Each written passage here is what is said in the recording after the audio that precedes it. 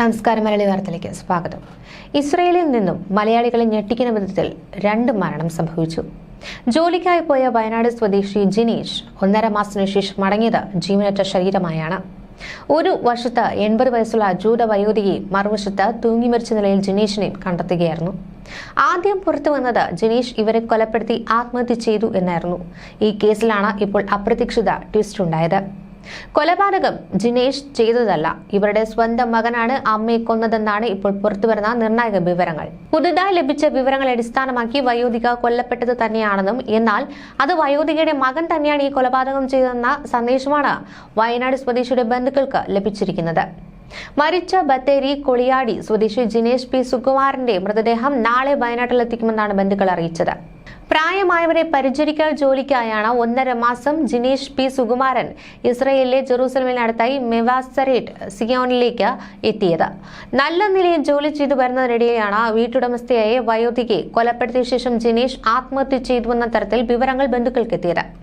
മകൻ വയോധികയെ കൊലപ്പെടുത്തിയെന്ന പ്രചാരണം നിഷേധിച്ച് ജിനീഷിന്റെ ബന്ധുക്കളും നാട്ടുകാരും നേരത്തെ തന്നെ രംഗത്തെത്തിയതാണ്.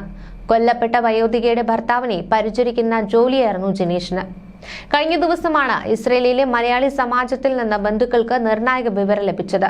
വയോധികയുടെ സ്വന്തം മകൻ തന്നെയാണ് വയോധികയെ കൊലപ്പെടുത്തിയതെന്നാണ് ലഭ്യമാകുന്ന വിവരം. ഇയാൾ ജിനീഷിനെയും അപായപ്പെടുത്തിയിരിക്കാമെന്നാണ് ആദ്യമായി ബന്ധുക്കളും സുഹൃത്തുക്കളുമൊക്കെ തന്നെ സംശയം പ്രകടിപ്പിച്ചിരുന്നത്. മരണം സംബന്ധിച്ച അന്വേഷണ റിപ്പോർട്ടും ഈ മൃതദേഹത്തിനൊപ്പം തന്നെ എത്തും. വയനാട്ടിൽ മെഡിക്കൽ റെപ്രസെന്റേറ്റീവായി ജോലി ചെയ്യുന്നതിനിടെയാണ് ജിനീഷ് മെച്ചപ്പെട്ട വരുമാനം കണ്ടെത്തുവാൻ ഇസ്രയേലിലേക്ക് പോയത്. ഇക്കഴിഞ്ഞ 4-ാം തീയതി ഉച്ചയോടെയായിരുന്നു സംഭവം. 80-കാരി മരിച്ചു കിടക്കുന്നതിന്റെ സമീപത്തെ മുറിയിൽ തൂങ്ങി മരിച്ച നിലയിലായിരുന്നു ജിനീഷിനെ കണ്ടെത്തിയത്. ദേഹം മുഴുവൻ കുത്തേറ്റ് മരിച്ച നിലയിൽ വയോധികയെ കണ്ടെത്തുകയായിരുന്നു. തൊട്ടടുത്ത മുറിയിലാണ് തൂങ്ങിയ നിലയിൽ ജിനീഷിനെ കണ്ടെത്തിയത്. വയോധികയുടെ ഭർത്താവിനെ പരിചരിക്കുന്ന ജോലിയായിരുന്നു ജിനീഷിന്.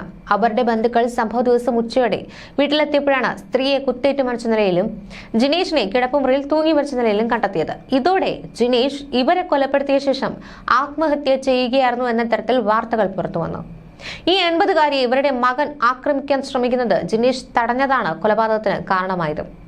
ഇവരെ ആക്രമിക്കുന്നത് ചെറുത്തതോടെ ജിനീഷിനെ ടോയ്ലറ്റിലേക്ക് എത്തിച്ച് ജിനീഷിനെ കൊലപ്പെടുത്തിയ ശേഷം ഈ മൃതദേഹം കിടപ്പുമുറിയിൽ എത്തിച്ച് ആത്മഹത്യയാണെന്ന് വരുത്തി തീർക്കുവാൻ ശ്രമിക്കുകയായിരുന്നു. ജൂത സ്ത്രീയായ 80 വയസ്സുകാരിയുടെ മകൻ അമ്മയുമായി വഴക്കിട്ട് മർദ്ദിച്ചപ്പോൾ ഇത് തടയുവാനാണ് ഈ വയനാട് സ്വദേശിയായ ജിനീഷ് ശ്രമിച്ചത്. 80-കാരിയുടെ ഭർത്താവുമായ ജിനീഷ് പരിചരിച്ചിരുന്ന രോഗിയുടെ മൊഴി പോലീസ് രേഖപ്പെടുത്തുകയായിരുന്നു. മലയാളിയായ ജിനീഷ് പ്രതിയല്ലെന്നും രക്ഷപ്പെടുത്തുവാൻ ശ്രമിക്കുന്നതിനിടെ കൊല്ലപ്പെട്ടതാണെന്നും പിതാവിന്റെ മൊഴിയിലുണ്ടായിരുന്നു. തുടർന്ന് 2 കൊലപാതകങ്ങൾ ചെയ്ത പ്രതിയെ അറസ്റ്റ് ചെയ്ത് ജയിലിൽ ആക്കുകയും ചെയ്തു. കൊലപാതക ആത്മഹത്യയാണെന്ന് ആദ്യം കരുതിയിരുന്നത്. എന്നാൽ സ്ത്രീയുടെ ഭർത്താവ് ആക്രമണത്തിൽ നിന്ന് രക്ഷപ്പെട്ടു. തുടർന്നാണ് പോലീസിൽ നിർണായക മൊഴി നൽകിയത്. ജിനീഷിനെ കുടുക്കിയതാണെന്നും വീട്ടിൽ നിന്ന് നിരവധി വസ്തുക്കൾ നഷ്ടപ്പെട്ടതായും കവർച്ചയ്ക്കുള്ള സാധ്യത ഉയർത്തുന്നതായും ഒക്കെ ആരോപണം ഉയർന്നിരുന്നു. ഇതിനിടെയാണ് ദൃക്സാക്ഷിയായ വൃദ്ധന്റെ മൊഴിയും പോലീസ് രേഖപ്പെടുത്തിയത്. ജിനീഷിന്റെ മൃതദേഹം നാളെയായിരിക്കും നാട്ടിലേക്ക് എത്തിക്കുക. ജിനീഷിനെ കൊലപ്പെടുത്തിയ ശേഷം ജൂത സ്ത്രീയെ മകൻ കൊലപ്പെടുത്തുകയായിരുന്നു. പിതാവിന്റെ മൊഴി പ്രകാരം ജൂത യുവാവിനെ അറസ്റ്റ് ചെയ്ത് ജയിലിൽ അടച്ചു. ശരീരത്തിൽ നിരവധി കുത്തുകളായിരുന്നു സ്ത്രീ ഏറ്റുവാങ്ങിയത്. ആ വൃദ്ധൻ ഒരുപക്ഷെ മകനെ രക്ഷപ്പെടുത്തുവാൻ ശ്രമിച്ചിരുന്നുവെങ്കിൽ ജിനീഷ് പ്രതി എന്ന തരത്തിൽ തന്നെ കാര്യങ്ങൾ നീങ്ങുമായിരുന്നു. ബത്തേരി കൈവട്ടമൂല പെലക്കൂത്ത് വീട്ടിൽ രാധയുടെയും പരേതനായ സുകുമാരന്റെയും മകനാണ് ജിനീഷ്. 1.5 മാസം മുൻപാണ് ഇസ്രയേലിലേക്ക് എത്തിയത്. മുൻപ് നാട്ടിൽ മെഡിക്കൽ റെപ്രസെന്റേറ്റീവായി ജോലി ചെയ്തു വരികയായിരുന്നു. വലിയ സ്വപ്നങ്ങളുമായി ഇസ്രയേലിലേക്ക് പോയി ജോലിയിലുടനീളം ആത്മാർത്ഥതയോടെ കഴിയവേ ഒരു ജീവൻ രക്ഷിക്കുവാനാണ് അദ്ദേഹം ശ്രമിച്ചത്.